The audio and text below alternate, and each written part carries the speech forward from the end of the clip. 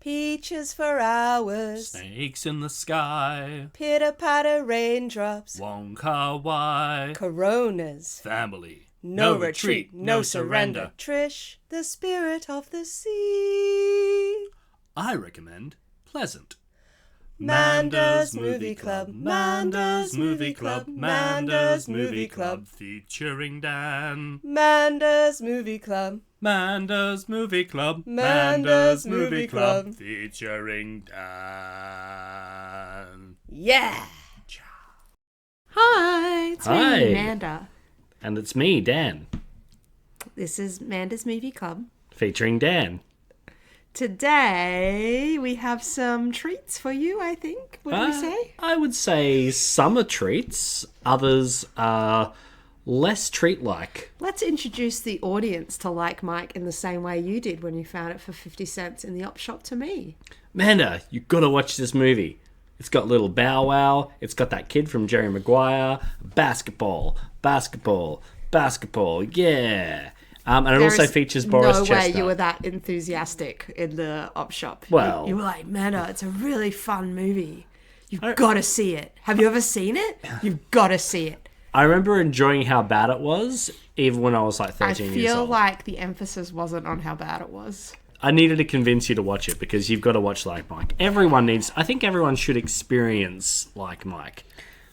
Let's just heads up that if you didn't watch this in your childhood and that initial interaction is making you feel like maybe you missed out on something, throw that to the side right now. You don't need to feel that level of You know what? shame. Let's cross that bridge when we come to it, okay? All right. Like Mike is... Like Mike, hang on a moment, I'll just, bada boom. Actually, bada boom. Ooh, what do you think beautiful. of that? That does look nice. But I like that too. Then make us big again. Yeah, I'll make us big again. Like Mike. That's little Bow Wow. That's Jonathan Lipnicki. Lynchpenny. Lipnicki. You may recognise him as the child that makes Tom Cruise marry his mother. 'Cause there's a secret. I'm not even going to say what movie that is. You'll know. Like Mike. It is G-rated. It is. It was made in 2002, so it is our something old today. It is a 24-year-old movie. Daniel has put the genre as family/NBA. NBA cash grab. I don't think... Actually, you'll notice that. It is the genre of film as an NBA cash grab. What other movies are in this genre, Daniel? Space Jam. New Space Jam? I'd say both Space Jams. Both NBA cash grabs? NBA cash grabs. 3 movies. Give me time and I'll think of some more. I don't know if that genre makes 106 minutes long. It was directed by John Schultz. And you don't have this here, but I read before that the writer sold this movie script for $500,000. Damn. So I feel like we could write a better movie and make more money if the world worked in the same way. Well, we'll see. Could do. It stars Lil Bow Wow. Was this his first starring role? Yes. Morris Chestnut. Dan was very excited about. I love Morris Chestnut. Morris Chestnut. He's a wonderful actor. Buffy. He's got a cool name. Jonathan Lipnicki. Brenda Song, who's another 90s kid star. Mm-hmm. We could call it an NBA cash grab, the TV show that she's currently in with Kate Hudson. Kate Hudson. Is that an NBA cash grab? Is it very specifically NBA? I haven't seen it. You've seen it. It's basketball. Basketball. Yeah. Basketball. So yes, I don't know. Robert Forster, Crispin Glover, Eugene Levy, and a young Jesse Plemons. Very young Jesse Plemons. Poor Jesse. He's never getting any roles where he gets to be the hero. Kind of gets to be a hero eventually in this. All right.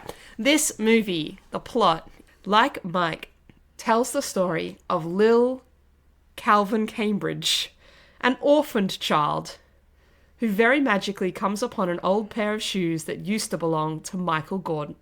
Michael Jordan. I don't know why I said that. Like Mike tells the story of Lil Calvin Cambridge, an orphan child living in a creepy orphan house with other sad children, who very magically comes upon an old pair of shoes that used to belong to the one and only Michael Jordan. He does not appear in this film at all. After a freak electric thunderstorm meets Powerline meets Old Shoes meets Calvin incident, Calvin is gifted the powers of amazing basketball skills whenever he puts on the now magic shoes. Will Calvin succeed in all of his simultaneous quests, including, it's very long, Daniel, helping his new NBA team make the playoffs, earning his team's respect, getting a loving family to adopt him, exposing the creepy orphanage director for the exploitative bastard he is, keeping the orphanage bully at bay, and earning a potential teammate / adoptive father's love. There's a lot in this movie. It's a lot to expect from a pair of shoes, It right? is. It is. And I say that as a woman, and we love shoes, apparently. I like shoes. Yeah. Have you actually tried, like, putting them on a power line and waiting for an electrical storm to touch them to gain their powers? I have had some shoes in my life that I would say had some sort of magic going on. They made me feel confident. A couple of them would consistently give me twisted ankle-like symptoms. That's magic. This movie is weird and uncomfortable, and I did not care for it. And Dad had to deal with me being very upset with him throughout the film. I think It's disturbing. I forgot for myself. I forgot how very, very, very dark this movie is. Like, it's like the pacing is all over the place. It took a pretty fun concept, which is just, kid gets magic shoes, can play basketball like Michael Jordan, and for some reason they decided to put all this additional creepy orphanage stuff into it, which I wonder if, it feels like maybe the screenwriter was inspired by something like Matilda, where she has a horrible home life and really would love a family that cares for her. And then just took it to the nth, where it's an entire cohort of small children that are all stuck in a terrible orphanage, waiting to be adopted desperately, and their only joy is playing basketball, talking about basketball. And poor Jesse Plemons, he's taller and bigger than all the other kids, so he thinks he's never going to get adopted because he's going to age out. And spoilers, he doesn't. At the end of the movie, he doesn't get adopted. I'm not sure. So he doesn't get a happy ending, I don't think, does he? not really. I mean, he earns the friendship and respect of little Bow Wow, of Calvin. So I guess Is that the same as having a loving home, Daniel? I think so. I really do. This movie is dark, and it is in an encounter where they are attempting to get money from strangers at an NBA game for the terrible orphanage director. Played by Crispin Glover That- in his most creepy kind of ness. That little Calvin gets to talk to the manager of the basketball team. The awesome Robert Forster. And I felt like maybe he was going to be his potential dad, and that would have made sense. Like, he was going to take him under his wing and maybe help out with the orphanage situation. He seemed like a responsible dude. And that doesn't really happen. No, it doesn't happen in the movie at all. He features as a pretty good kind of fatherly figure throughout the film. And then throughout a series of encounters he has with Morris Chestnut, who plays... I didn't write his character's name down in here. We rarely go with character names anyway. He kind of becomes the adoptive father instead, even though it's pretty clearly established that they don't like each other. Him and Little Bow Wow. And Little Bow Wow habitually oversteps. Like, he sets up a meeting between him and between Morris Chestnut's character and his father, his estranged father. He's just like, who wouldn't want to talk to their father? I wish I could talk to my father, but I don't have one. Little Bow Wow. Yeah, so Little Bow Wow sets up a meeting with that guy's estranged father, which I think is, without knowing anything about the situation, a bit creepy. We haven't actually set up the plot at all. So the plot... Yes, I did. It's the whole thing. He gets the amazing basketball skills, and then, because of a dodgy marketing guy for this failing basketball team... Eugene Levy. He ends up playing for that basketball team as a child. He's a child that plays as kind of a gimmicky thing for the team and becomes part of the team, and Crispin Glover signs off on it so he can make more money. And so Lil Bow Wow's in this awkward, situation that's like just a little bit more trauma to add to his already traumatic life, where he knows that his skills only come from the shoes. So he's worried that that's going to run out or something's going to happen to his shoes. And at the same time, he's really trying to belong somewhere and make something of himself and find a family. Poor kid. He's just got the weight of the world on his shoulders. Yeah. Although, it's not all bad. It does shine a light on adoption processes and orphanages in the US, which are clearly horrendous if this movie is anything to go Taken by. up as a documentary. Adoption isn't really a thing in Australia for lots of reasons. So, and I'm hoping that adoption like this is not a thing in America. No. Because in one sequence, Lil Bow Wow just hangs out and all these parents come in, potential parents, and try to like please him in varying ways. So they'll be chosen as his parents. I'm not really sure. And then he can just sort of choose them without any sort of background check. Yeah, and he's pretty dismissive of the theatrical parents, which I took personal offense to. Yeah, it was very upsetting. We'd be great adoptive parents of Lil Bow Wow, and we'd support him in his basketball dreams. Yeah, I think he's older than me at least, but maybe yourself as well. But you can try. I think we should really just emphasize again, Michael Jordan's not in this movie. It's weird for this movie to be about Michael Jordan's shoes and have him not be at all. He doesn't cameo. There's not a voiceover. There's not a Alfred Hitchcock-esque shadow that passes. That's Michael Jordan in the background. And everyone's like, Michael! Like nothing. It's like a shadow of him clapping. Straight up. He's just not a part of the movie at all. Yeah. And I felt misled by that because I thought he was going to turn up. Yeah. And instead, there's just a bunch of basketball stars who I do not know because I'm not American or into basketball. And I think we're supposed to know who they are. They all acted pretty badly as well, from my memory. What do you mean? You're just here to learn basketball, man. And you can do it, kid. I was in your shoes once.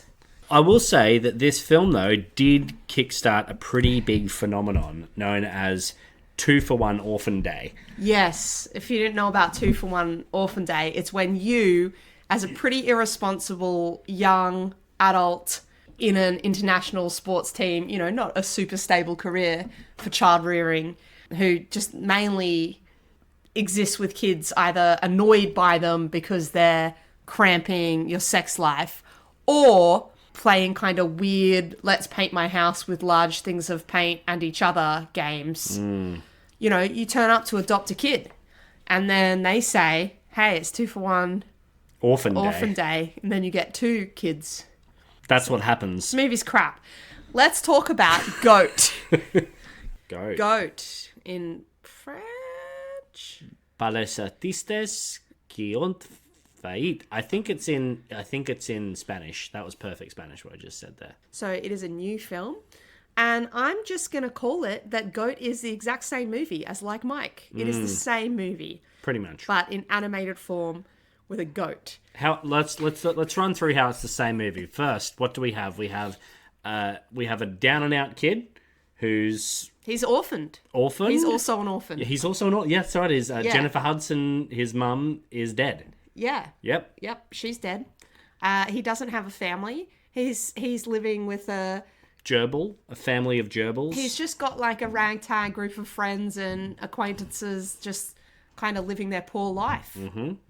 Right? Yep. He's also a gimmick for the team that he plays in. Well, he's got basketball skills. He does have skills. And a team that's not getting very far, just like in Like Mike. Has a power-hungry, unethical marketing manager who uses Will, the goat.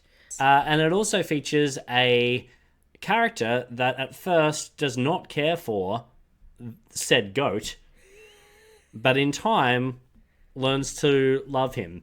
Not adopt him, though, because that would be... The adoption in here is more metaphorical. Yeah, and there are no 2-for-1 orphan deals in this film. That's the one thing that Like Mike has that Goat does not. So... If you would like to see a, what do we call it, NBA cash grab movie, Goat's a better fit. Excuse me, this film is not NBA, Manda. This is a raw ball. It is very, very, very different to basketball. Essentially, it's basketball played by large animals, is the way I would describe raw ball. And sometimes with lava. Yes, lava, changing locations. Look, it sounds like we're kind of shitting on this movie the way we're going. Great movie. But this movie's really fantastic. Good. It's by the Sony Animation. Same people who company. did Spider-Man Into the Spider-Verse, Yeah. Across the And it's the same Spider-Verse. sort of style. It's very fast-paced, beautiful drawings. Everything happens pretty quickly. The frames are sort of slowed down, though. It's got that kind of... It's got a frenetic energy the whole way through, which keeps you at the edge of your seat.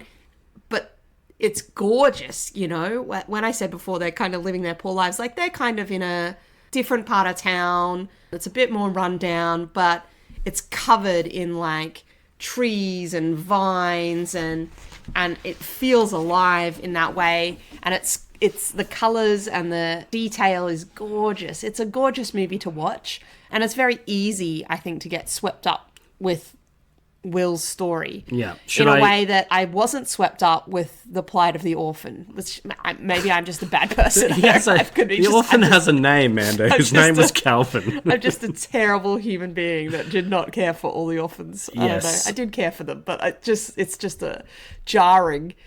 Okay, you want to read the GOAT summary? GOAT. G-rated 2026. It is an animated adventure. Could be an NBA cash grab, but I'm not going to put it in that same category. It was directed by Tyree Dillahay and Adam Rosette. It stars Caleb McLaughlin as the title character, the GOAT, Stephen Curry as a giraffe, I believe, Gabrielle Union, phenomenal in everything, Aaron Pierre, and Nicola Coughlan, who plays an ostrich in this, but we know from Bridgerton mostly. She's and so great. Derry Girls. She's is very Penelope popular. in Bridgerton. Yes. Yeah. She also features in this. So GOAT tells the story of young Will Harris, an underdog teenage pygmy goat looking to make it big in the game of raw ball by representing his local team, the Vineland Thorns. While small and overlooked in the world of raw ball due to his being a goat and not a bigger animal, he dreams of bringing the championship back to his neighbourhood and bringing glory to his down-and-out neighbourhood. Can he make a team out of a squad who don't want him, see him as a gimmick he's trying so hard not to be, and, all at the same time, earn their respect? Can he do it, Manda? Yes, he can. Because it's a sports movie, so of course he does. But it's a good sports movie. For me, what I loved about this movie is it hits every beat of a sports movie. It doesn't try to bring anything particularly new to the genre. It's like they're down and out, they're not working very well as a team, they learn to work together as a team, and then they overcome the odds to be, the champions, which to me was awesome. Our daughter came and saw this with us. She was mad when she was supposed to be mad. She was on edge when they wanted her to be on edge, and she was elated at the end of the movie when they win the big one. She was like, Her takeaway was that the movie was about him winning everything all by himself.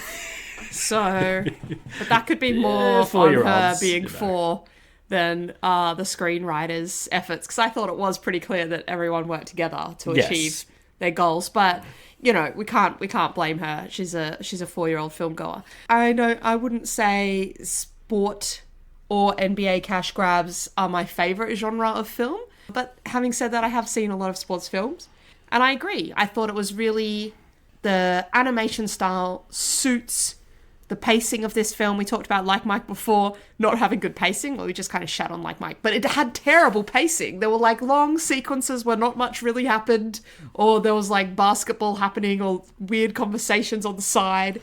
It didn't make sense. Whereas this film, it feels like everything that happens is for a purpose, and all of the characters have their own home lives going on. They have how they've come to be, a little bit down and out, or how they've come to be a little bit dejected in their own skill sets. or distracted, all these things, And then it does give you a little journey for all of the other side characters, which is awesome and important. And they don't all have the same problems either, Like, one of them is a single dad, which is cute. Yeah. He might have got his twin girls on Orphan Day. Maybe it was 2 for 1 Orphan Day. Yeah, you know, It does. like- It is the same movie. It There you is. go. He might have just turned up, wanted the one twin, which I'm sure is ethical in America, Yes. at the big orphan house. And then they were like, hey, it's 2 for 1 Orphan Day, and he had to adopt both. Yeah. I think they are his birth children. But I think, yeah. But you know what? There's nothing in the movie that said it's not because of 2 for 1 Orphan Day. So all I'm saying is... cutting room floor. Someone watched Like Mike and were like, let me make this better. Yes. I was going to say as well on the characters. The characters for me was what made this movie great. Like Mike, no one's really got a very strong character in that film. But what I loved about this movie is, like, yes, the single dad. The other one I really loved in this was Gabrielle Union's Puma, Jet. She was such a great character. You know, she was injury prone. She was at the end of her career. People kind of saw her as someone who was not only just a has-been, but almost like a never was as well. Like, she's still not... She never quite got to that level. She couldn't win the big one for a team. Very individually minded on what's supposed to be a team sport. She was a great character. The other one I loved as well was the ostrich character. Reading every single mean tweet about her, every single mean meme, took everything on, was completely in her own head, and couldn't get past that. And then just the random iguana character just being a massive weirdo. That was kind of fun as well. It didn't have much backstory for that one, but that was okay. But the other thing I loved about this was the antagonist, the snack talking horse, who is just this horrible, incredibly insecure bully who's just so, like, lovably dumb. Like, you want to see him lose. He's such a great villain, but also you can't completely have it. Like, I found myself laughing at this character a lot because he's like that. He was just that big dumb jock who just picks on people, and then as soon as someone bites back even a little bit, he just completely falls apart. And what I loved about the movie as well, and I said this to Amanda when we were coming out of it, was just, and I really focused on this, but I just loved the technology, the use of technology in this movie. Social media, the use of memes, the use of, like, takedown videos, the live streams to kind of move the story forward. So, the horse character would be, like, talking smack as the live stream. The comments are going all at the same time. And then, the Puma character would get on and kind of talk smack back to him, sort of thing. And everyone's, like, commenting, and everyone's retweeting. And it's such an awesome use of technology that you don't see in a lot of movies, I would say. Whoever wrote this clearly has their finger on the pulse of NBA Twitter, or like a sports social media verse. I'm a big wrestling fan. I love watching wrestling, and social media plays such a big part in the culture that surrounds wrestling. And I know it's the same for the NBA. So I thought the writers of this film just did such a great job at making this movie feel very now, and they didn't sort of poo-poo the technology. They very much made social media technology a part of the narrative, which I thought was super entertaining. Yeah, it is cool. It's cool. And it's real feeling, even though they're all animals in this strange other world. I would say as well on the characters, I like that they all have different kinds of adversity. So you were talking about Jet, she's also a female character, and she touches on that as well, that she's had to work harder than some of the stronger and bigger male basketball players. And they've all had to overcome differences that stood in the way of them achieving their dreams. And when Will, the goat, comes in, there's a bit of an element of them not seeing that he has challenges and they have challenges too. And rather than support him and working out together how they can all kind of overcome what stands in the way of them all being great, there's a bit of a friction going on there because they're angry because he's getting so much attention. So it's nice to see all of that play out, and I guess everyone kind of embracing how they are individually different and why their individual differences make them so good at what they're trying to do. I love that. I thought that, and that's a great message for kids to watch the film as well. I think probably subliminally, that you might not be made for or physically look like or come from a socioeconomic background or have support systems in place that can get you to where you want to be. But if you find the right kinds of people and if you believe in yourself, then anything is possible. Yeah. Especially on 2-for-1 Adoption Day. I think that's... Yeah, 2-for-1 Orphan Day, Amanda. Adoption Day. Yeah, have to be orphans. That's the prerequisite of this day. We'll let you guys know what the date is specifically on that one. Goat. What a film. Basketball. Such a cool movie. Basketball. Raw ball. Raw ball. Ball. Raw Basketball. Ball. Basketball. Raw ball. Yeah. There wasn't even good songs in Like Mike. Like Mike. It didn't even have a great soundtrack. Like Mike has so few things going for it that it bamboozles me. I did want you to watch it because it was a bad movie. I think you'd forgotten how bad it was, is what had happened. Yeah, it wasn't entertaining bad. It was more just like... It wasn't. Bad. It was bad. Yeah. But maybe watch it. I don't know. I don't think it's on streaming services. Yeah. Streaming service, or watch the same movie done 20 times better, which is Goat. Like Mike, you can actually find on... I think it's on Disney. Where's Goat? Not Disney. It's a Sony movie. Fine, Goat. Watch Goat. It's the Goat. Barb and Star, Barb and Star, Barb and Star, go to Vista Del Mar. It's not its official theme tune. Barb and Star, go to Vista Del Mar. Love this movie so much. Is rated MA+, MA 15+. Yes, in Australia. That's not a thing in other parts of the world. But yes. What do they call it in other parts of the world? Like rated PG-13 or rated and R. then MA. I don't know. I don't think they've got an MA 15+. What, they just go PG to R? I think so. This feels like something we should know. I'll have to look that up in America. We've seen movies in other countries. Anyway, if you're 15 and younger in Australia, don't try to watch this film by yourself, you filthy pigs. Can't call children filthy pigs. Well, they should be not watching filth. Anyway, continue. This isn't filth. This movie came out in 2021. It's a comedy. No quirky thing there, Dan? No, it's just a straight comedy. No quirky. No. It runs for 107 minutes. It's directed by Josh Greenbaum. It stars Kristen Wiig, Annie Mumolo, Jamie Dornan, yes, Rain Doy, the kid. Yeah. Also, Damon Wayans Jr. 2021 is, if you'll all think back, a COVID year. I'd call it a COVID year.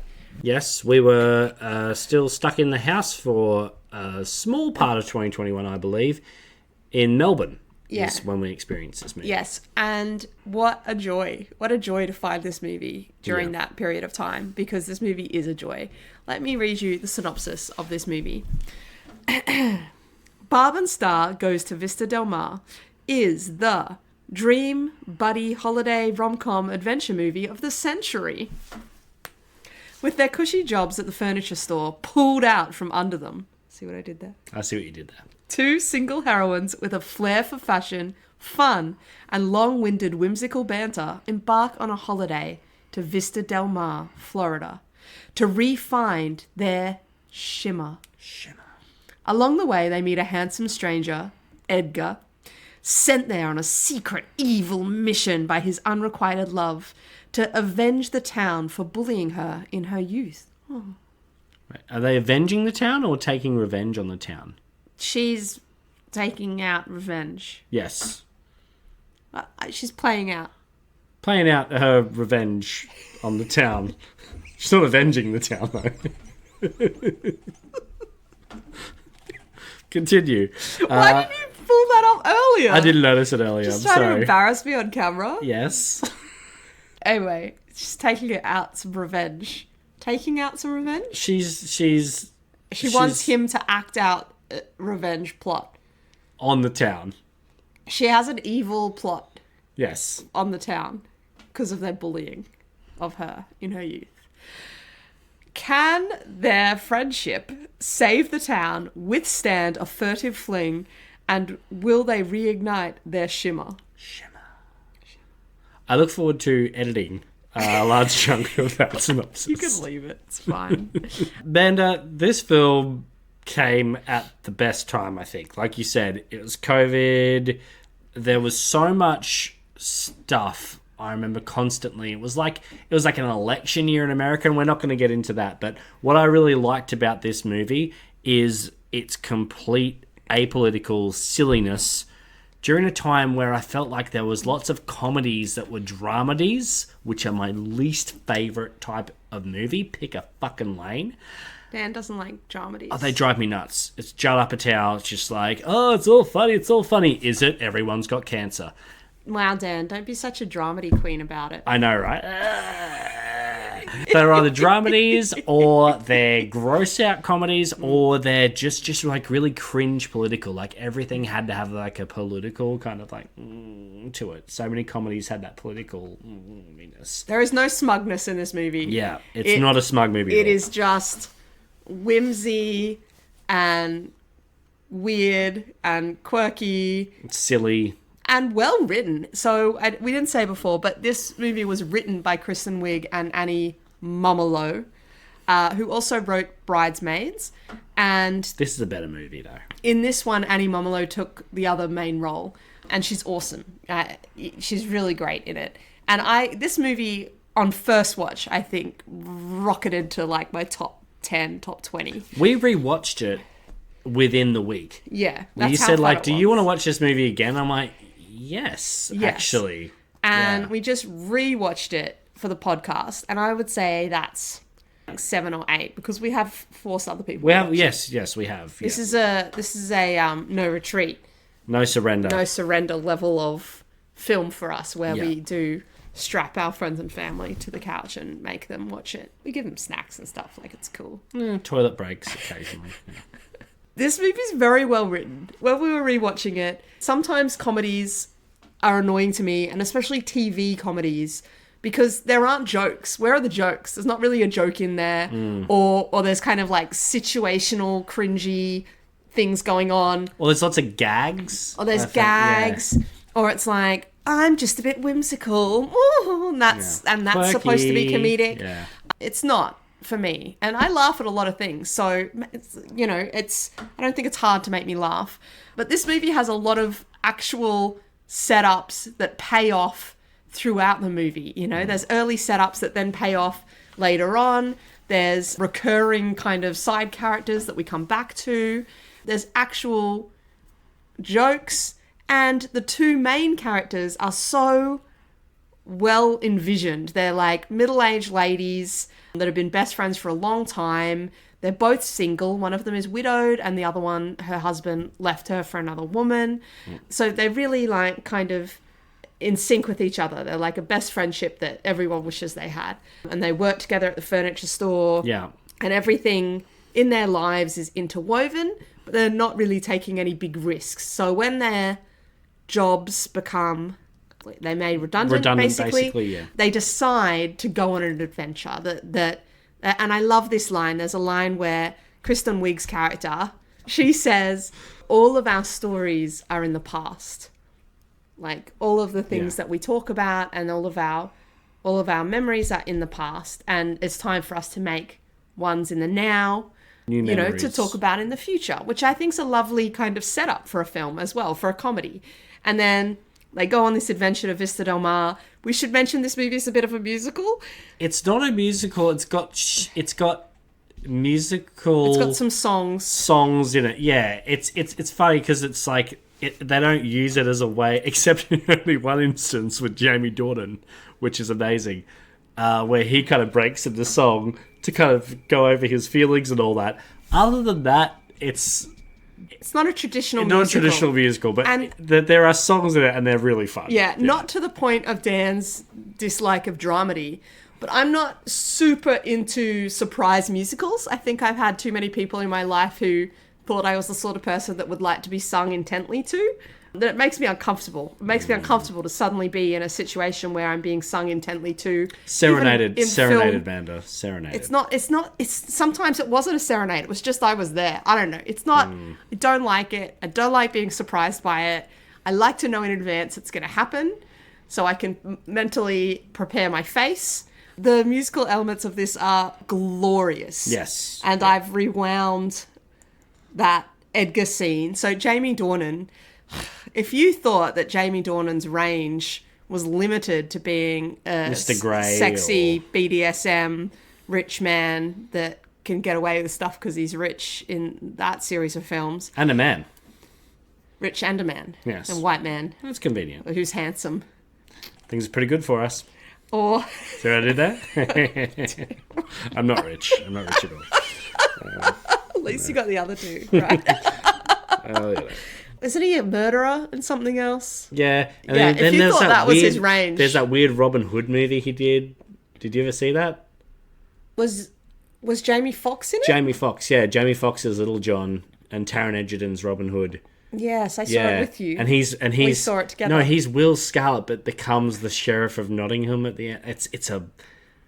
It's kind of enjoyable though, but it's not a good movie. That's a weird genre mashup. Yeah, we may or may not review. I'm not gonna. I can't be bothered. Okay. I vaguely remember it. And I'm here for Jamie Foxx in most things, but I don't know what. That was.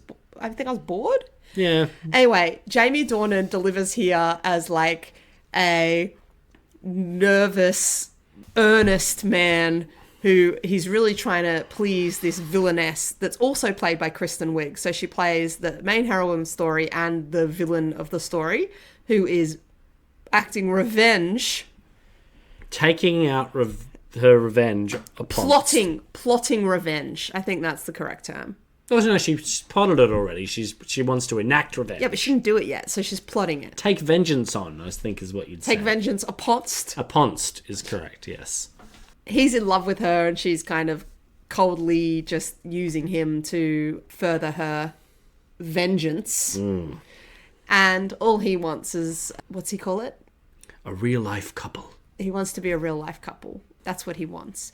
And he's so cute. And he's so sweet about it. And it's fun to see him play this role because he has that earnestness going on in his face. He does, yeah. And I don't know, I remember seeing him on the cast list and I cast judgment. I was like, Did you cast that, Daniel? I did because cast a little line I out cast of judgment? a type of vengeance of my own.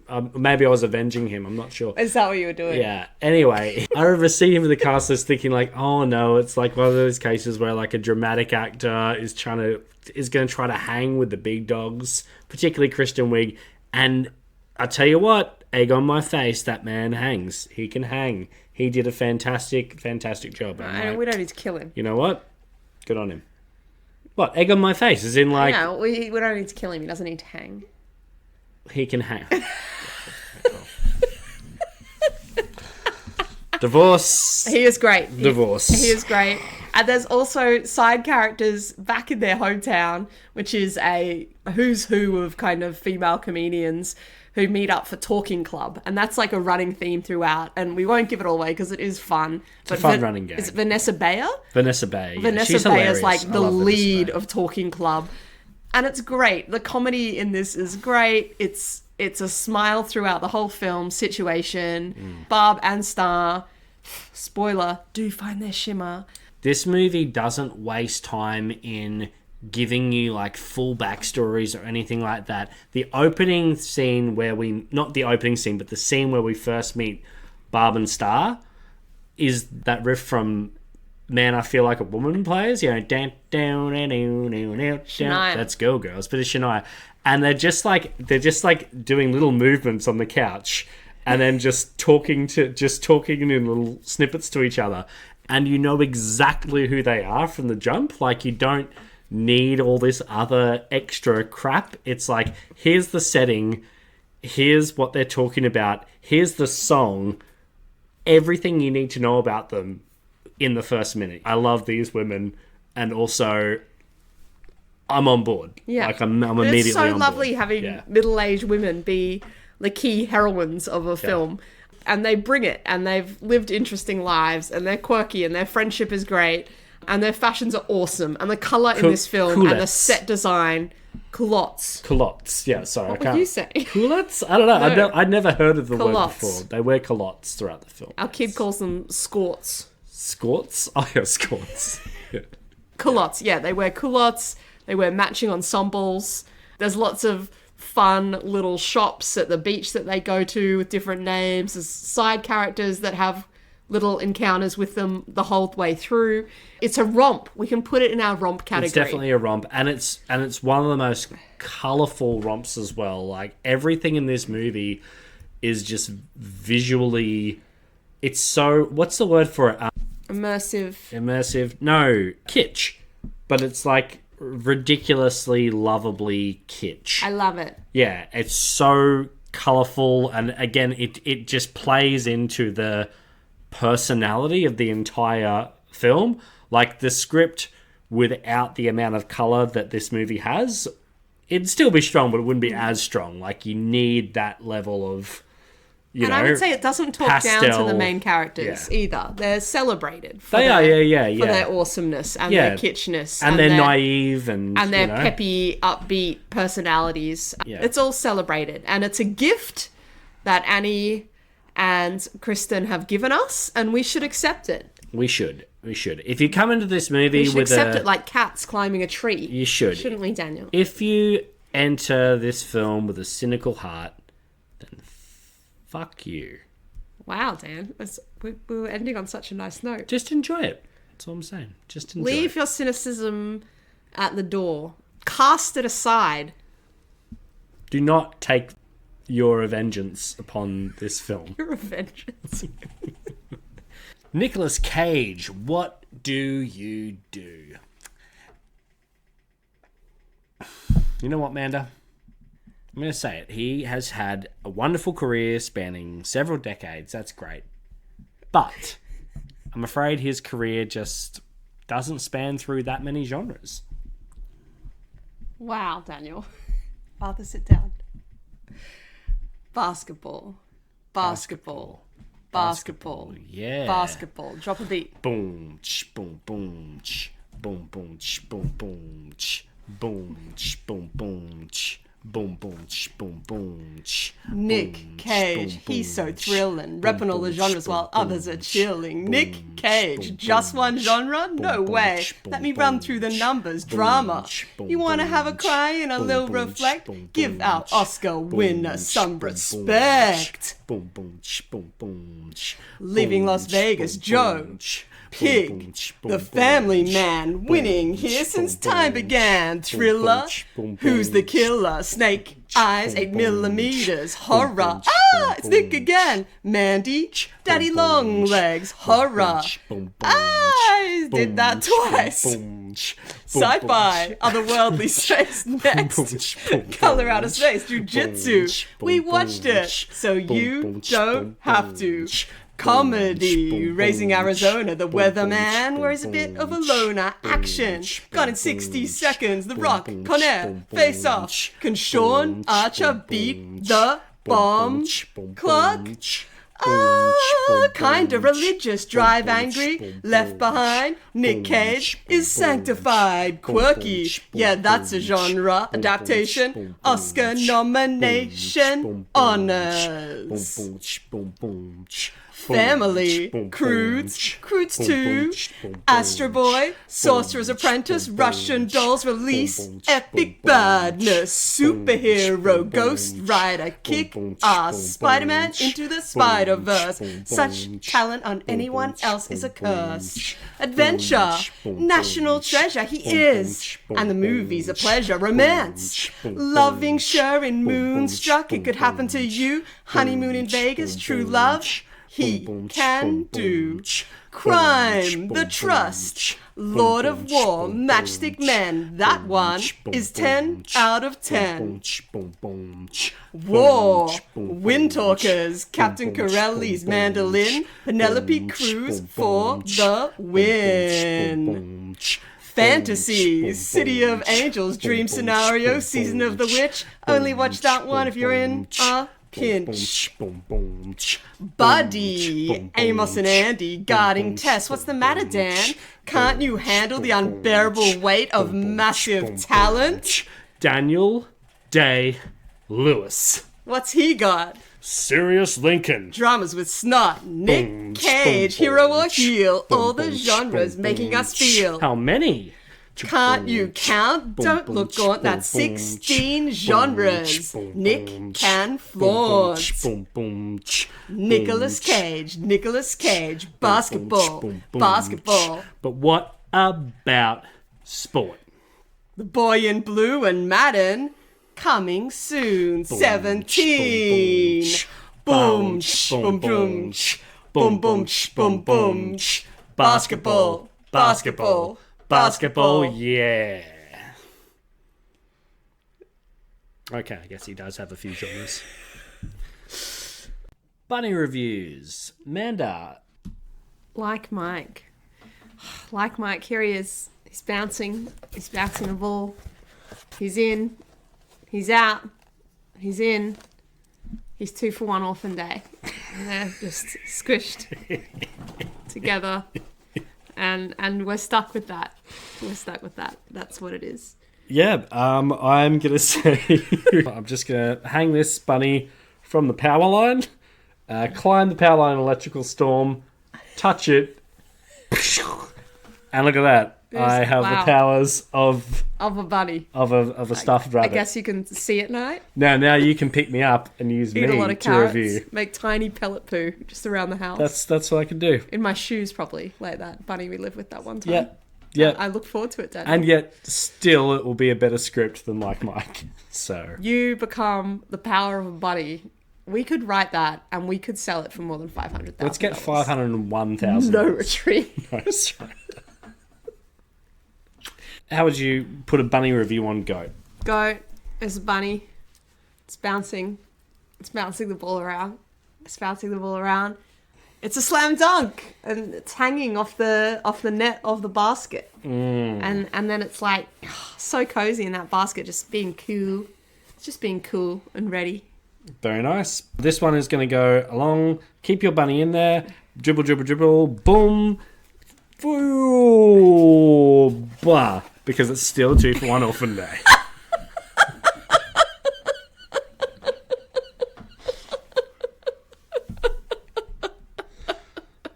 Manda, Barb and Star go to Vista del Mar. What do you think of that? I think the box and the bunny, they go together. And they float down their culottes. And they're just super, super happy together. Well, that's very nice. In the tradition of basketball that we've been doing for the other 2 films of this episode, I'm just going to call this one a slam dunk. Easy as that. Wow, Dad. You really avenged that.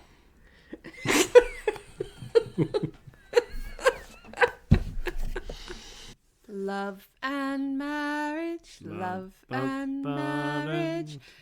Next week's episode is a special love episode. Ooh, smoochy smoochy, kissy wissy. Kissy wissy for August, the month of love for some people, probably. Probably. People having their anniversary or... Not a special month for us. No, not at all. My dad's birthday? I mean... Do love him. Smoochy smooch, kissy wissy, though? No, not for us. No. Next week is a foreign film. First time foreign film on the podcast. One of my favourite films of all time. Spoiler, actually my favourite film of all time. In the Mood for Love. Boom, boom, boom, boom. Next, we'll be looking at... That's something old. Something new, we'll be looking at Office Romance, the saucy new romantic comedy from Jennifer Lopez and Brett Goldstein. And Netflix. Netflix is the main character, I'd say. Bow chicka wow wow. Netflix. And Nicolas Cage, What Do You Do? We have had requests for another Nic Cage film review. So those of you who find our episodes too long, screw you. This particular request said they didn't. So we will do 3 movies next week, and it could happen to you. Will be the 3rd one, Lucky in Love and Lucky in Lottery. And if you don't like that, take it up with Greg. Skip that episode, maybe. Yeah. I don't know. Move on. Watch it in parts. We're doing parts as well, so everyone's happy. And anything else in that episode? No. Those are the 3 things we'll be covering in that episode. And only those three things. Did we do a little something more? No, I don't think we're doing a little something more. We're doing something old, something new, and Nicolas Cage, what do you do? Usually we do a little something more. You know what? If you play your cards right, maybe romantically we can I mean for this give episode. it a little something more. You know? For this episode, Daniel. I'm sorry, was the rap not something more for people? Hey, that's Nicolas Cage. What do you do? What something more could people possibly want? They got a goat comparison with Like Mike. They got Barb and Star go to Vista Del Mar, the basketball film of the century. I don't know. I just feel like people might want a little something. Oh, that Nicolas Cage rap wasn't enough. I want something more. Fucking whitey shits. That's the end of the episode. Love you all.